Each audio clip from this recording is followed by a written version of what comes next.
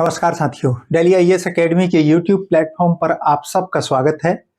आज हम बात करने वाले हैं हिंदी विषय की। हिंदी विषय में भी विशेषकर उस हिस्से की जिसे वो है तो हिस्सा साहित्य का, लेकिन सामान्य हिंदी में भी प्रयोग किया जाता है और उत्तराखंड में विशेषकर से या फिर उत्तर प्रदेश में इसे हिंदी सामान्य के एग्जाम के साथ लिया जाता है, जिसको कहते हैं हिंदी साहित्य का सामान्य परिचय, और उससे संबंधित कवि लेखकों के बारे में विस्तार से कहा जाता है।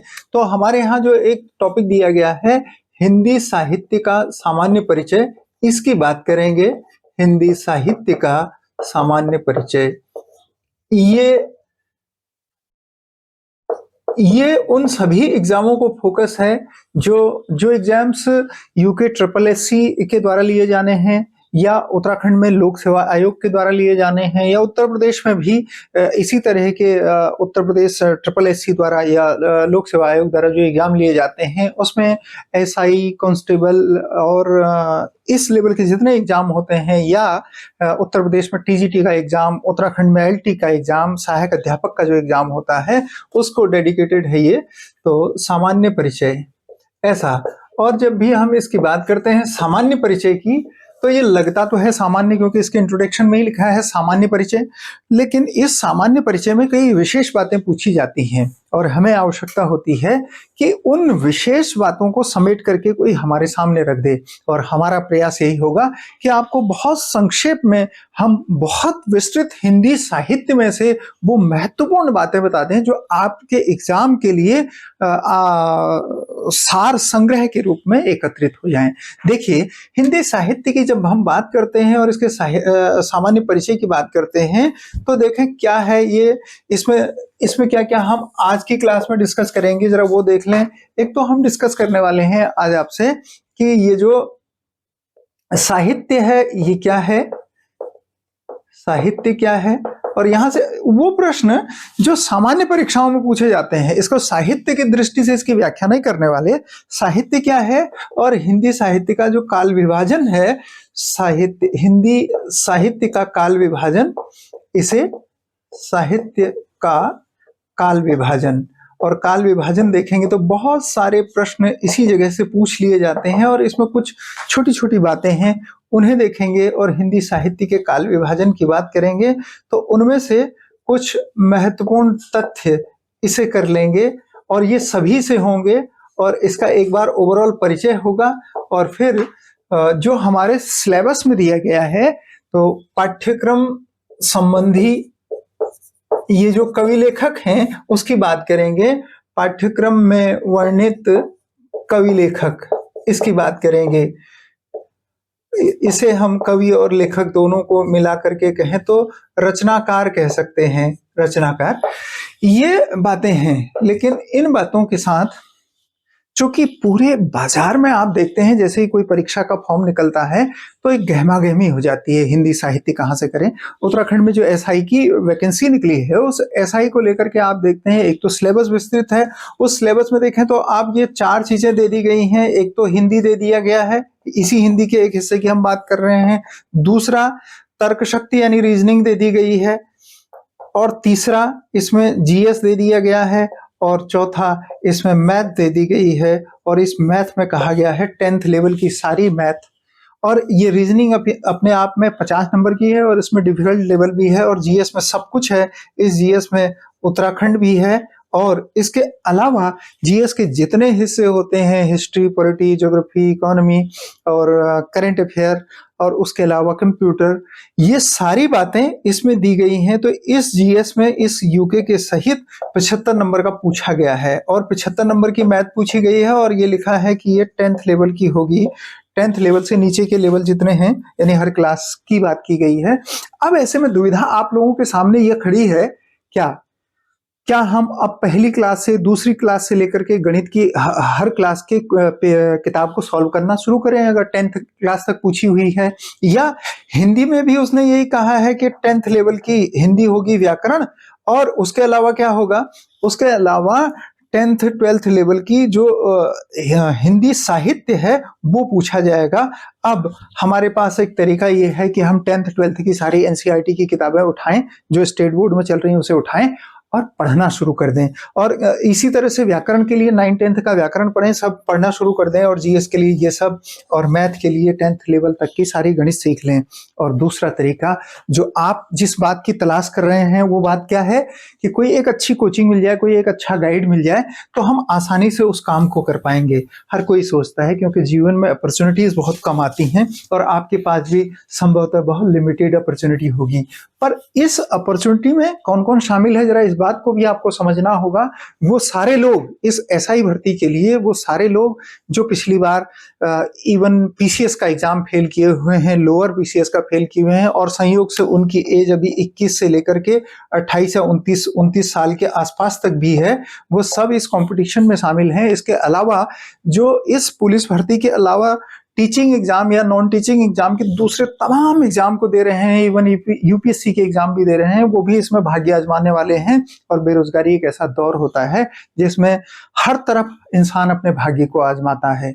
और संयोग से ये पीसीएस बनने से पहले मैंने भी ऐसा लंबा दौर देखा है जिसमें हर तरफ कोशिश करने का मन करता था और हर तरफ कोशिश करते थे। तो पीसीएस बनने से पहले बीएड एमएड करने का मौका ईश्वर ने मुझे दिया, और मौका दिया इस बात का कि पिछले 10 वर्षों से लगातार मैं देश भर के अलग अलग शहरों में, कम से कम उत्तर भारत के, कर्क रेखा के पार भी गया, कर्क रेखा से ऊपर की तरफ देश भर के 12 बड़े शहरों में, दिल्ली सहित, मुख्य रूप से दिल्ली में मुखर्जी नगर में पढ़ाया। तो उन शहरों में पढ़ाने का मौका मिला, और वो जो जिन बच्चों को पढ़ाया उनमें से बहुत सारे लोग सिविल सर्वेंट हो गए और बहुत सारे लोग अलग अलग एग्जाम में सेलेक्ट हो गए। पर मैं सिविल सर्वेंट बना इससे पहले पिछले 23 सालों से पढ़ाते हुए मेरे पास जो अनुभव है, चूंकि आप लोगों के कमेंट्स लगातार आते हैं तो आपको अच्छा लगता है ये पढ़ाया हुआ, और साथ में आप मेरी क्लास में प्रॉपर रेगुलर मेरे साथ साथ नोट्स बना पाते हैं, जो आपके लिए बिल्कुल वैसा होता है जैसा ऑफलाइन टीचिंग होती है क्लासरूम में। क्योंकि ये वर्चुअल युग है और आपकी हमारी एक स्थान पर उपस्थिति हो पाए ना हो पाए, पर एक तरह से तैयारी तो हो सकती है। और वो तरह क्या है, सेलेक्ट होने का तरीका। और सेलेक्ट होने का तरीका आपका बहुत अच्छा हो, ये सोच करके हमने दिल्ली आईएएस एकेडमी की टैगलाइन रखी है, सपना आपका सच हम करेंगे। तो इस संकल्प के साथ आपके एसआई की या ये सामान्य हिंदी की और एसआई का पूरा बैच ही बनाने वाले हम हैं, तो ये सब तैयारी हम करेंगे। लेकिन मैं आपको ये कह रहा हूं कि संयोग से इस फील्ड में कुछ ही ऐसे लोग हैं जिन्हें सिविल सर्विसेज में सेलेक्ट होने का मौका भी मिला, या फिर वो जो इतने सालों तक टीचिंग करते रहे, टीचर भी रहे और सिविल सर्विसेज में भी आ गए।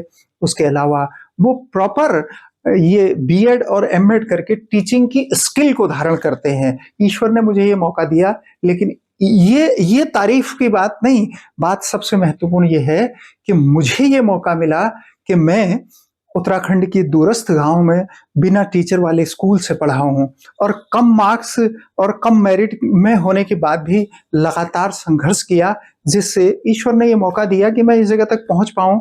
और संघर्ष की एक लंबी यात्रा है, आपसे चर्चा करेंगे किसी दूसरी वीडियो में। लेकिन ये कहता हूं कि आज भी मुझे इस बात का मोटिवेशन मिलता है कि स्टूडेंट्स जिनको जगह जगह पढ़ाया, उनके छोटे भाई बहन आप जैसे लोग पढ़ना चाहते हैं। हमारी उत्तराखंड की धरती, जो ये युवाओं की जो शक्ति है, वो अच्छे कामों में लगे, उनको एक सही मार्गदर्शन मिले, हमारा ये संकल्प है। कैसे पढ़ेंगे हम हिंदी साहित्य के सामान्य परिचय को, तो देख लें ये साहित्य क्या है। एक तो इसकी बात करते हैं। तो जब साहित्य की बात करेंगे, मैं आपके एग्जाम के लिए जो इंपॉर्टेंट है उतनी केवल बात करना चाहता हूं, एसआई के एग्जाम को लेकर के, या सामान्य जो परिचय हो सकता है इसका, क्योंकि यहाँ सामान्य परिचय लिखा है, उसकी बात। ठीक, तो देखिए एक शब्द होता है संस्कृत में वांग्मय। ये इस वांग्मय का मतलब ये किस भाषा का है, संस्कृत भाषा का है, संस्कृत भाषा का। तो आपसे ये सीधे सीधे पूछ लिया जाएगा कि वांग्मय का क्या अर्थ है और ये किस भाषा से लिया गया है। तो वांग्मय का ही हिंदी अनुवाद साहित्य है, ठीक है। और इसका अर्थ होता है जिसमें कुछ ऐसी काल्पनिक, जहां शब्द और अर्थ की होड़ लगी होती है, उस उस लिखे हुए साहित्य को, उस चीज को, उस लेख को, उस सृजना को, किसी कवि लेखक की उस कल्पना को, जिसमें शब्द और अर्थ की होड़ होती है, शब्द तथा अर्थ की होड़ होती है, मतलब अर्थ कहता है मैं बड़ा और शब्द कहता है मैं बड़ा। खैर, ये समझेंगे आगे। तो इनमें होड़ होती है, कौन बड़ा और कौन सबसे बेहतर है, ये होड़ जब लगातार लगी रहती है तो उस सृजना को, कवि की उस कल्पना को हम साहित्य कहते हैं। हिंदी साहित्य बहुत पुराना नहीं है। हमारे यहाँ जो वैदिक परंपरा रही उसमें बहुत दिनों तक, चूंकि हम देववाणी में साहित्य को लिखते रहे हैं, और देववाणी का मतलब यही संस्कृत होता है, इसे देववाणी भी कहते हैं। आप ये सब फैक्चुअल चीजें नोट कर सकते हैं। तो देववाणी संस्कृत में हमारे यहाँ परंपरा चली, क्योंकि ऋग्वेद इसी में लिखा गया, संस्कृत में लिखा गया, और उसे कहते थे वैदिक संस्कृत। और बाद में उसका सरल रूप आया तो उसको कहते थे लौकिक संस्कृत, जिसमें बाद के तीनों वेद लिखे गए, जिसमें सामवेद, यजुर्वेद, अथर्ववेद थे, और उसके अलावा हमारे यहाँ उपनिषद पुराण जितने लिखे गए उन सबकी भाषा संस्कृत थी। संस्कृत का जो बदला हुआ रूप है, हमारे यहाँ भाषा दिया गया है। मैं भाषा में आपको भाषा का विकास भी समझाऊंगा, पढ़ाऊंगा, और हम लोग इस पूरे साहित्य की सीरीज को करने वाले हैं आपके साथ। लेकिन ये जो विकास हुआ किसका, हिंदी साहित्य का, वो कैसे विकसित हुआ। साहित्य शब्द का अर्थ मैंने आपको बताया।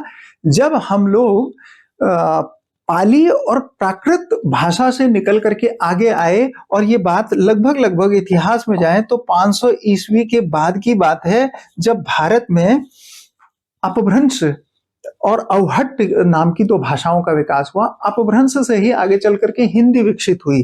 तो उस समय जो साहित्य लिखा गया वो अपभ्रंश भाषा में, और फिर बाद में जो साहित्य लिखा गया वो हिंदी भाषा में लिखा गया। इस तरह से मोटे तौर पर देखें तो जो ये हिंदी साहित्य है ना, यहाँ तो मैंने आपको केवल इसका साहित्य का अर्थ बताया। तो साहित्य का अर्थ क्या है, ऐसी काल्पनिक सृजना जहां शब्द और अर्थ की होड़ लगी होती है, उसे साहित्य कहते हैं। ठीक, मैं साहित्य शब्द जो, ये आपसे नहीं पूछा जाएगा, पर आपसे ये पूछा जाएगा कि ये इसकी उत्पत्ति किस शब्द से हुई और ये किस भाषा का है। तो ये तो इतना ही परिचय हुआ।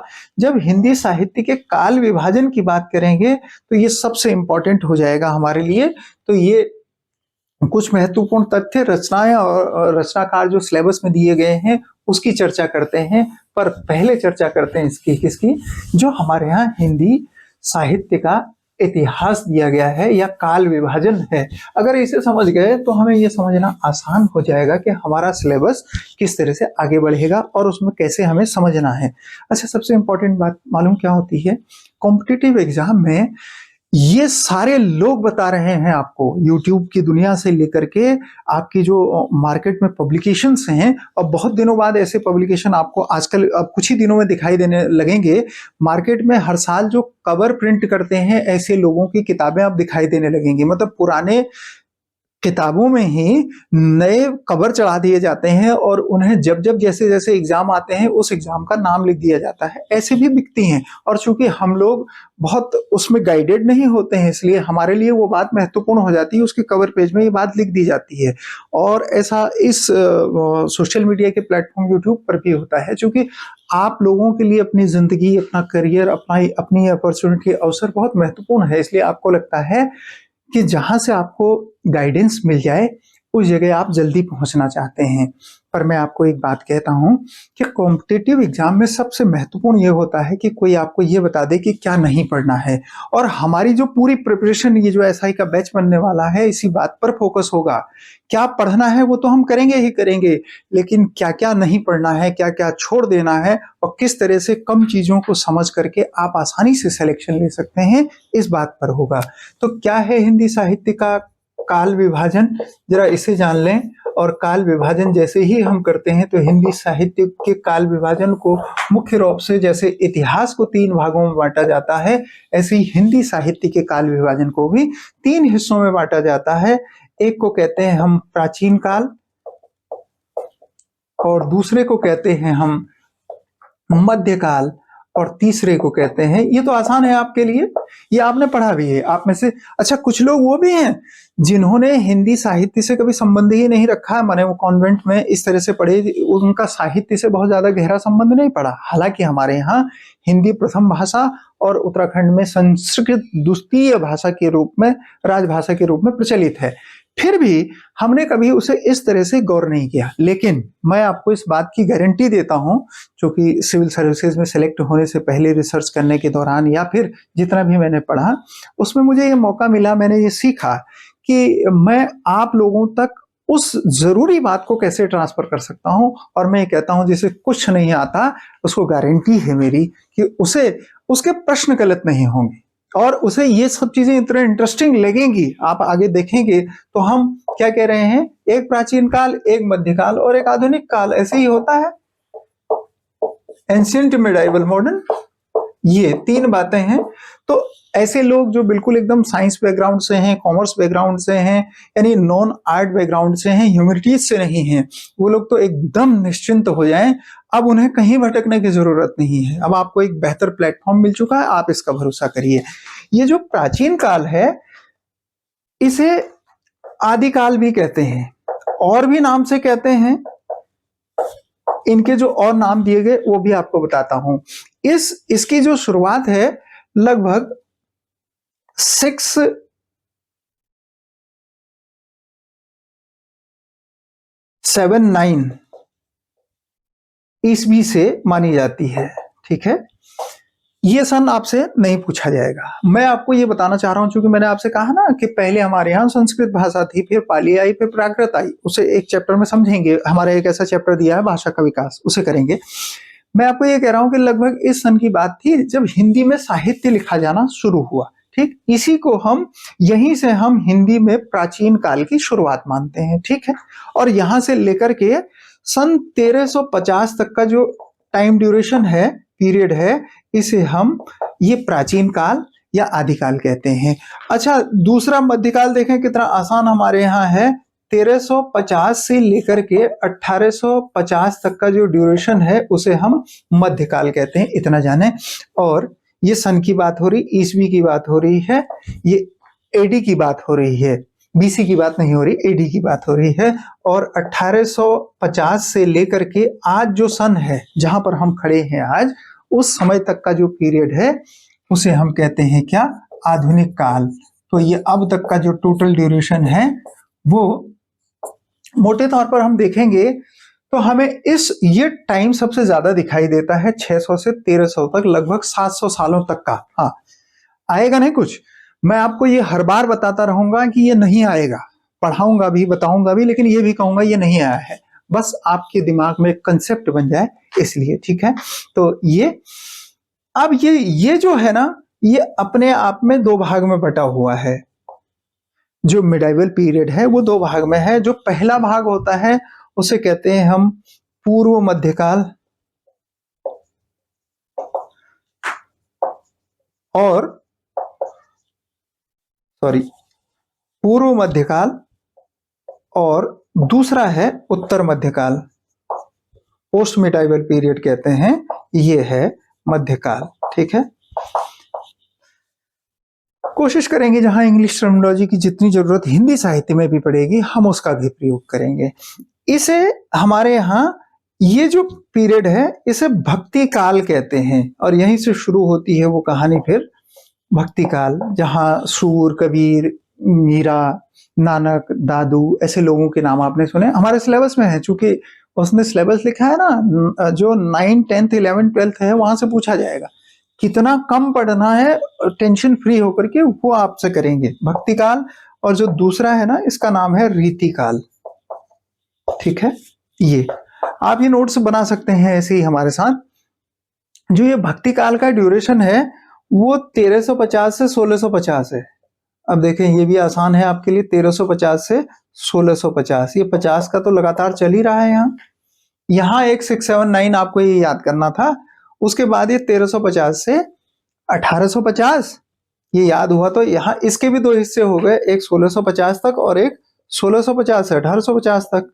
हाँ, इतना 1850 तक।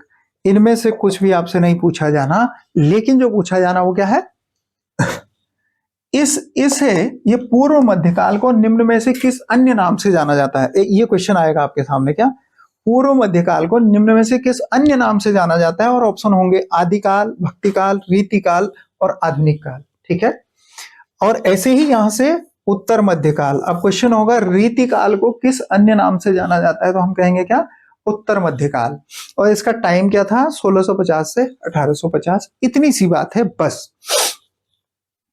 यहां से इसे जब पढ़ेंगे तो इसका और विभाजन करेंगे, लेकिन इसके बारे में एक इंपॉर्टेंट बात पता है आपको, वो ये कि इसे हिंदी साहित्य का स्वर्ण युग कहते हैं। पूछा हुआ प्रश्न है, क्या सारे पूछे हुए प्रश्नों की भी चर्चा आप मेरी क्लास में लगातार सुनते रहेंगे, और अधिकांश ऐसे प्रश्न जो कहीं भी आए होंगे वो हमारी क्लास में चर्चा का हिस्सा जरूर बनेंगे। तो इसे क्या कहते हैं, हिंदी साहित्य का स्वर्ण युग। किसे, ये पूर्व मध्यकाल भी कह सकते हैं इसे, और या भक्तिकाल भी कह सकते हैं। हिंदी साहित्य का golden period of Hindi literature, Hindi साहित्य का स्वर्ण युग ऐसा कहते हैं। क्यों कहते हैं? इस समय में सबसे इंपॉर्टेंट लिटरेचर लिखा गया, जिससे हिंदी साहित्य को हिंदी साहित्य की पहचान मिली, वो लिखा गया इसी समय में। तुलसीदास हुए और इसी समय में कबीरदास हुए, दोनों का बहुत बड़ा योगदान है। सूरदास हुए, उन सब ने जो साहित्य लिखा वो आज भी और आज के बाद पीढ़ियों तक जिंदा रहेगा। मतलब उसमें ऐसे मैसेज जो लिटरेचर में होता है, हमारे यहाँ मैथिली शरण गुप्त ने कहा कि केवल मनोरंजन ही न कवि का कर्म होना चाहिए, उसकी बात में उपदेश का भी कुछ मर्म होना चाहिए। मतलब मैसेज भी ऐसा होना चाहिए जो युगों युगों तक जिंदा रहे। तो युगों युगों तक जिंदा रहने वाला मैसेज इस पूरे लिटरेचर में है, और ये आज भी उतना ही प्रासंगिक है। तो इसे हम कह रहे हैं हिंदी साहित्य का स्वर्ण युग कह रहे हैं। डायरेक्ट प्रश्न आपसे हुआ। और एक आधुनिक काल है। आधुनिक काल का बहुत सारा विभाजन है, तो ये तीन मोटा मोटा आपको विभाजन मैंने बता दिया, पहले इसे समझ लें। फिर ये आधुनिक काल के विभाजन की अगर मैं बात करूं, जो हमसे पूछा जाएगा उसे मैं यही लिख देता हूं, आप देख लें।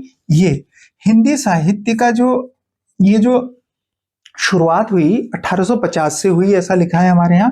1850 में एक कवि हुए, उनका जन्म ही 1850 में हुआ। उनका नाम था भारतेंदु हरिश्चंद्र।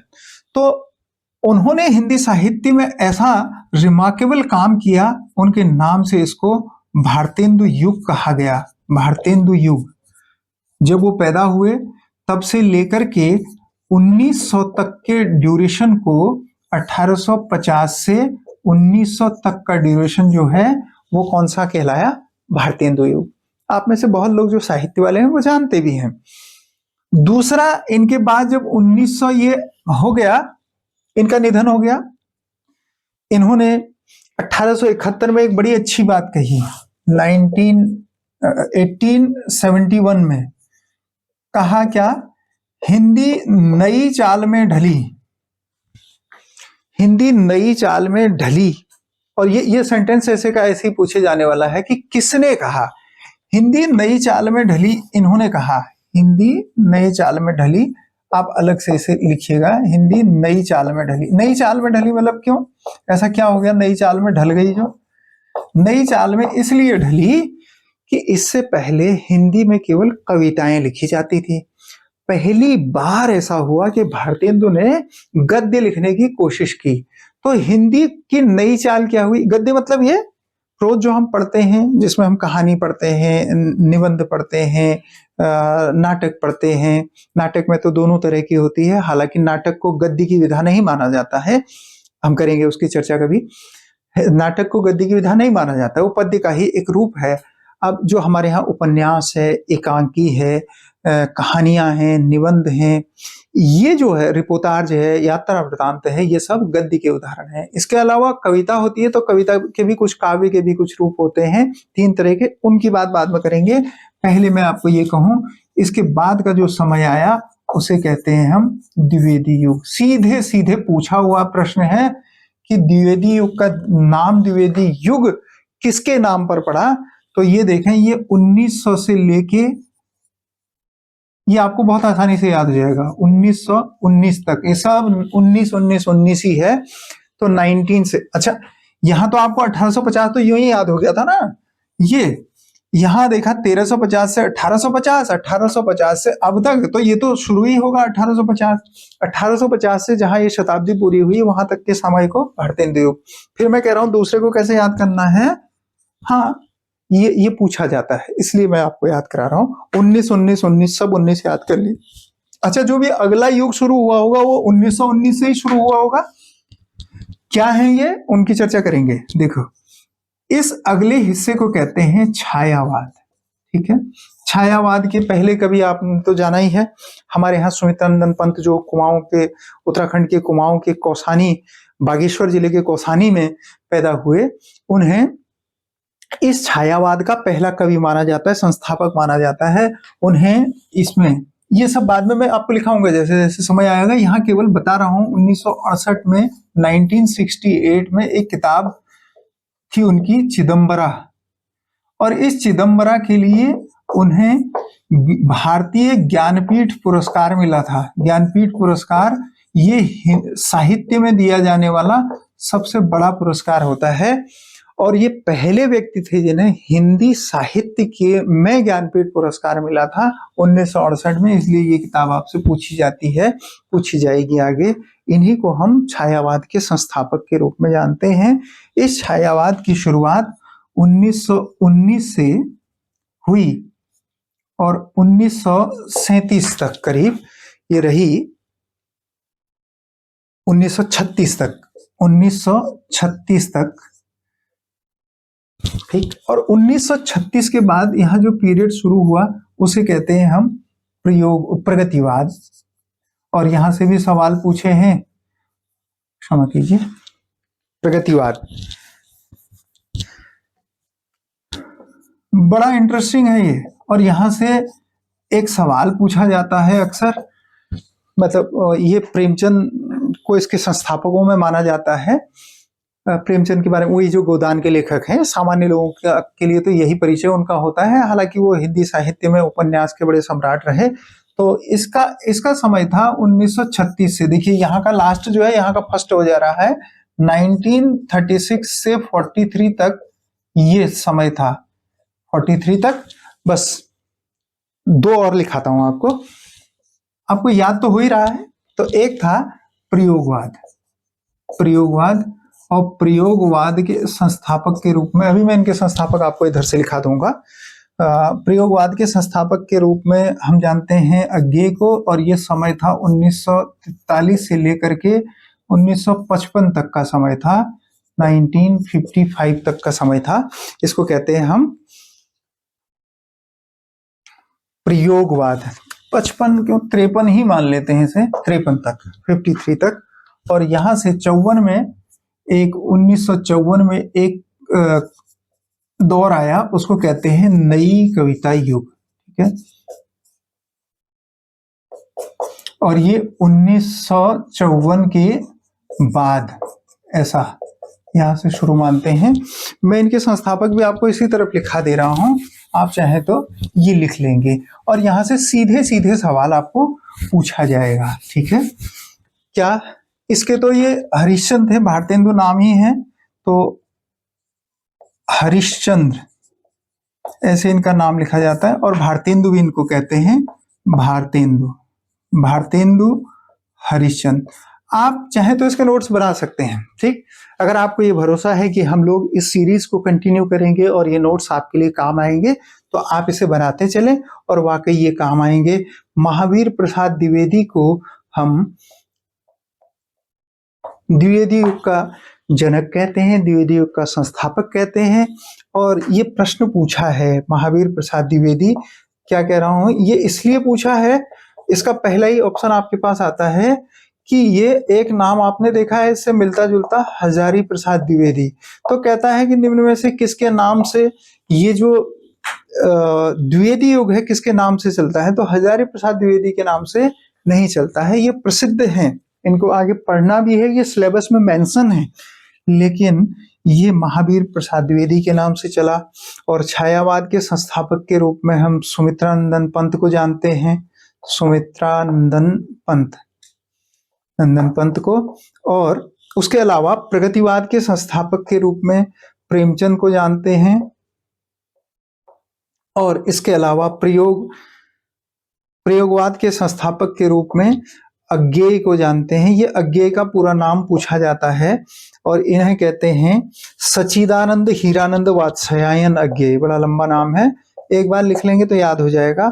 सच्चिदानंद हीरानंद वात्स्यायन अज्ञेय, वात्स्यायन अज्ञेय, और इनको खाली अज्ञेय नाम से भी जानते हैं। हालांकि ये हिंदी साहित्य के बड़े मर्मज्ञ थे, बड़े जानकार थे, लेकिन ये इंग्लिश के प्रोफेसर थे। ठीक, तो साहित्य के क्षेत्र में इनका बहुत बड़ा योगदान रहा। और ये नई कविता के जो संस्थापक थे उनका नाम था जगदीश गुप्त। और ये मोटा मोटा विभाजन आपके लिए कि हमें हिंदी साहित्य को ऐसे पढ़ना है। कैसे पता लगता है हमें कि ये हिंदी साहित्य ऐसा है, ये ड्यूरेशन ऐसा है? यहां से एक बड़ा इंपॉर्टेंट प्रश्न पूछा है कि आदिकाल के कौन कौन से नाम हैं और किसने कौन सा नाम दिया। हाँ, जो साहित्य वाले वो जानते हैं। यहां से बड़ा इंपॉर्टेंट एक सवाल पूछा है, आखिर शुरुआत कैसे हुई? देखिए, मैं इसे इरेज कर रहा हूं, आप चाहें तो इसका एक स्क्रीनशॉट बना लें, बाद में नोट कर लें। ठीक, ये देखें, ये जो इसकी शुरुआत हुई, आखिर कैसे हमें पता लगा कि ये ड्यूरेशन इतना ही था? किसने हमें बताया? किसने हमसे कहा कि यहां से यहां तक और यहां से यहां तक ये माना जाएगा, यहां से यहां तक इसे ये कहा जाएगा? तो असल में क्या हुआ ना, हिंदी साहित्य में बिल्कुल वैसी ही प्रक्रिया हुई जैसे हमारे यहाँ हिस्ट्री को लिखा जाता है। हिस्ट्री से ही तो पता लगता है कि फला समय में फला शासक था, उसने वहां राज्य किया, वहां का वो राजा था, फिर उसने उससे युद्ध लड़ा और इसने ये काम किया और इसने वो काम किया। इससे हमें पता लगता है। तो भारत में आपने देखा होगा ना, एक समय में फ्रांसीसी उपनिवेश भी था भारत, ये जो पुडुचेरी वाला हिस्सा है पूरा।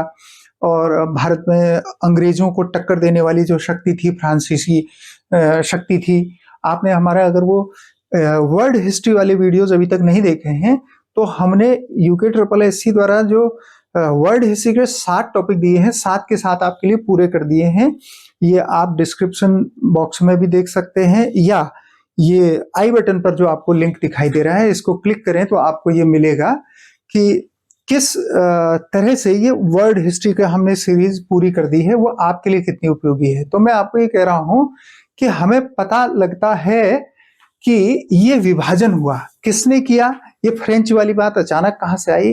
तो एक व्यक्ति, फ्रेंच व्यक्ति आए थे, उन्होंने पहली बार ये देखा कि हिंदी, यहाँ इंडिया में हिंदी जो चलती है उसका लिटरेचर कब कब कहाँ कहाँ कितना कितना क्या क्या लिखा गया। तो उन्होंने अपनी भाषा में हिंदी साहित्य का पहला इतिहास लिखा। तो हिंदी साहित्य लेखन की ये कुछ पॉइंट्स आपके लिए। हिंदी साहित्य, ये सीधे सीधे सवाल पूछा हुआ है, हिंदी साहित्य के इतिहास लेखन की शुरुआत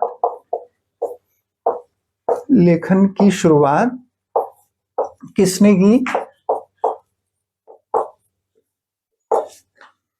हिंदी साहित्य के इतिहास लेखन की शुरुआत एक व्यक्ति थे, गारसा दत्तासी उनका नाम था। हाँ, जो लिटरेचर वाले हैं वो तो जान ही रहे हैं, गारसा दत्तासी, ये नाम आएगा आपके सामने। अब हमें ये लगता है ये तो बड़ा अनसुना सा नाम है और ये क्या चीज है। अब ये कौन थे? ये फ्रेंच थे, फ्रांसीसी थे। तो इन्होंने फ्रेंच भाषा में ही हिंदी साहित्य का इतिहास लिखा और उस इतिहास की किताब का नाम था इस्तवार। देखिए, ये एक फ्रेंच वर्डिंग है, इस्तवार द ला लिटरेचर एंदुई एंदुस्तानी, ये इनका किताब का नाम था। तो एक तो ये आपको अटपटा सा नाम मिल रहा है, देखने को मिल रहा है ना, लिटरेचर एंदुई एंदुस्तानी।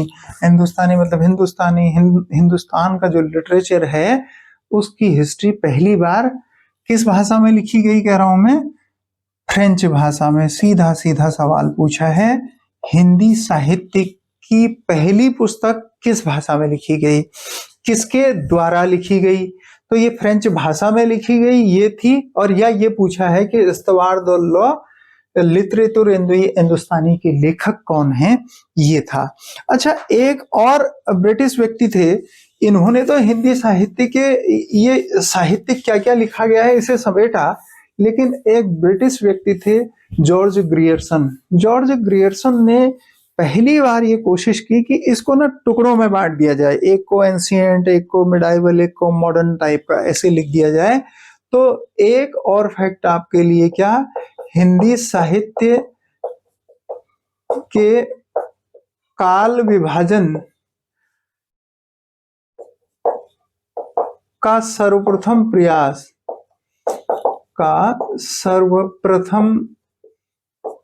प्रयास किसने किया? जॉर्ज ग्रियर्सन ने किया। जॉर्ज ग्रियर्सन इन्होंने किया।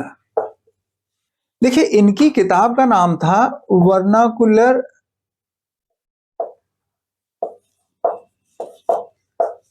लिटरेचर ऑफ हिंदुस्तान,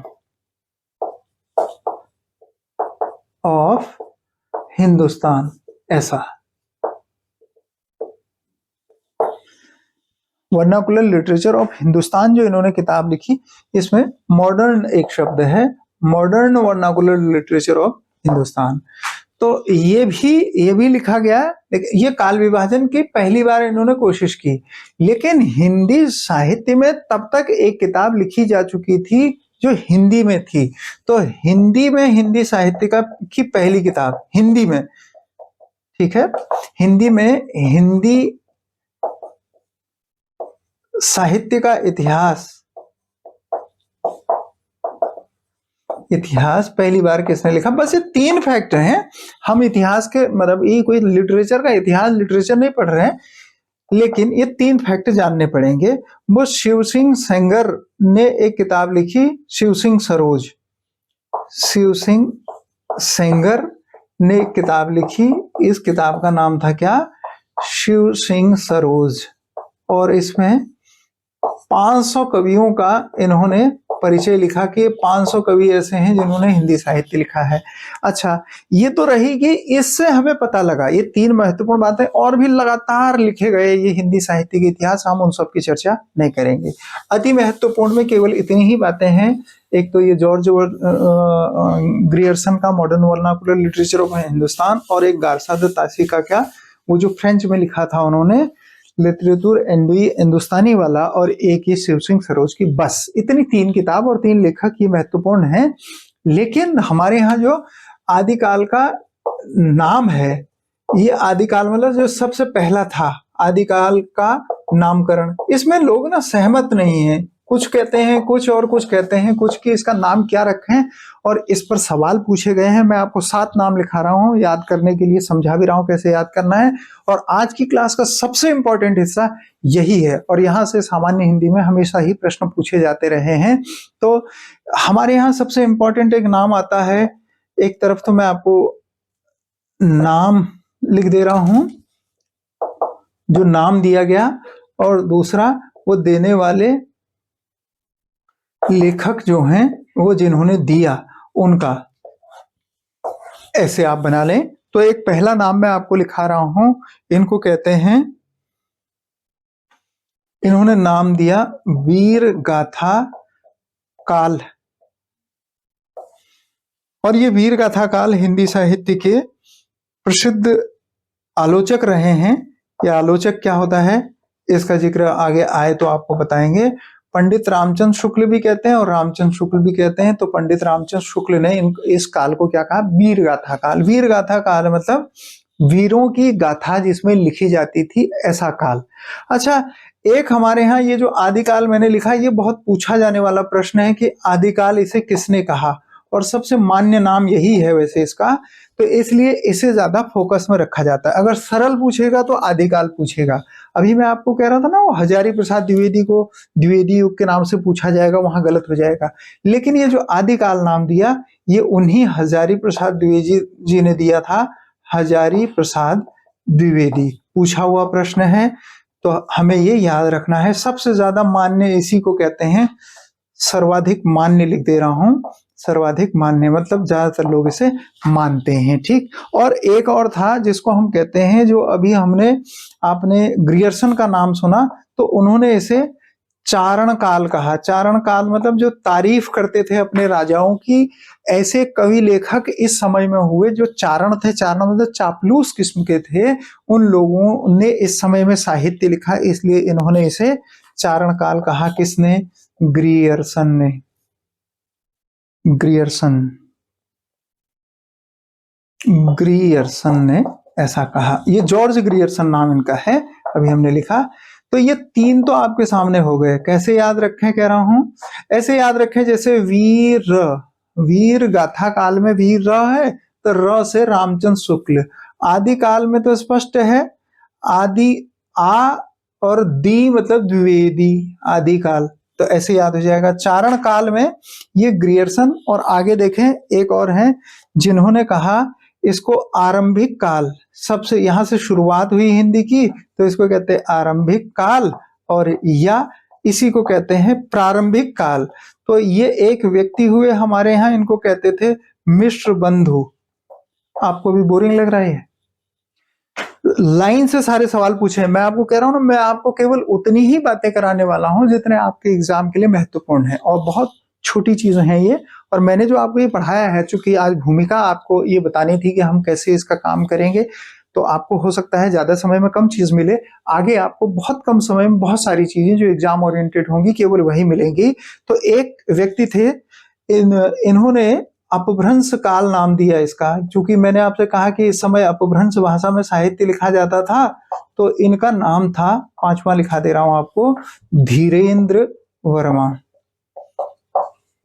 अच्छा, आप में से कोई लोग अगर इसकी ट्रिक बना पाए तो आप कमेंट में जरूर लिखिएगा, तो हम आपको बताएंगे। और ट्रिक मैं आपको भी बताऊंगा, लेकिन कोई आपके पास आसान ट्रिक हो ना इसको याद करने की तो जरूर बताएं। हम लोग मिलीजुली तैयारी करने वाले हैं, मिलजुल कर। आपकी सहभागिता से हमारी तैयारी, हम सबकी तैयारी होगी, और हम लोग ये जो एग्जाम आपका टारगेटेड है ना, इसमें अच्छी सफलता अर्जित करेंगे, ऐसी उम्मीद रखते हैं। ठीक है। एक ये पूछा पिछले दिनों आपके एग्जाम में, सिद्ध सामंत काल किसने कहा? ये यूके SSS का बड़ा फेवरेट क्वेश्चन है, सिद्ध सामंत काल। असल में जिन्होंने कहा ना, उन्होंने उत्तराखंड की यात्रा की और उत्तराखंड के इतिहास पर बड़ी इंपॉर्टेंट एक किताब लिखी, और इनका नाम है राहुल सांकृत्यायन। आगे इनको सिलेबस में भी दिया गया है, क्योंकि ये 9th-10th में से किसी एक जगह पर इनका एक चैप्टर है, सांकृत्यायन। और इन्हें घुमक्कड़ कहते थे। तो ये घुमक्कड़ी शास्त्र का जनक भी कहा जाता है इनको, घुमक्कड़। ठीक है। राहुल सांकृत्यायन ने सिद्ध सामंत काल कहा। और एक आखिरी आपको लिखा रहा हूं, एक नाम था संधि काल, और संधि काल कहा राम कुमार वर्मा ने। राम कुमार वर्मा। राम कुमार वर्मा, ये देखिए, राम और कुमार दो के बीच संधि करा दी इन्होंने, तो हो गया ये संधि काल। और सिद्ध कौन हुए? जो संस्कृत पढ़े हुए थे, या ऐसे याद कर लें, संस्कृत पढ़ने से सिद्ध होते हैं। तो सांकृत्यायन जो हैं वो सिद्ध हो गए। और अपभ्रंश में देखें, इधर एक ही ऐसा शब्द है जिसमें ये भ्र लगा है, मतलब भौ पर ये र लगा है, और यहाँ एक ऐसा ही नाम है जिसमें मिश्र लगा हुआ है। तो मिश्र से भ्र आप मिलाकर के याद कर सकते हैं। और ये आरंभिक और प्रारंभिक काल कहा मिश्र बंधु ने, और चारण काल कहा ग्रियर्सन ने, आदि काल कहा हजारी प्रसाद द्विवेदी ने, और वीरगाथा काल कहा इन्होंने, हमारे हिंदी साहित्य के प्रसिद्ध आलोचक रामचंद्र शुक्ल ने।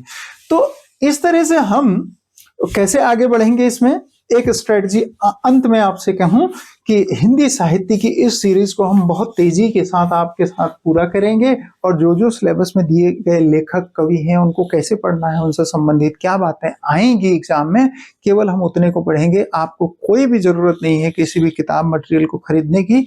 आपको सब कुछ, ये जो हिंदी साहित्य का सामान्य परिचय लिखा हुआ है, इससे संबंधित सारी वीडियोस क्रम से अब तेजी से आने लगेंगी। तो आपने अगर अभी तक भी चैनल को सब्सक्राइब नहीं किया है, कर लें, क्योंकि आपके पास नोटिफिकेशन आ जाएंगे। हमारे लिए सबसे महत्वपूर्ण है आपका समय, आपकी जिंदगी और आपका ये अवसर। तो आप अपने अवसर से चूके नहीं, यही हमारा लक्ष्य है। सपना आपका सच हम करेंगे। तो हम मिलते हैं अगले बेहतर एक वीडियो के साथ। आपके लिए बहुत उपयोगी होने वाली है वो video. Thank you so much.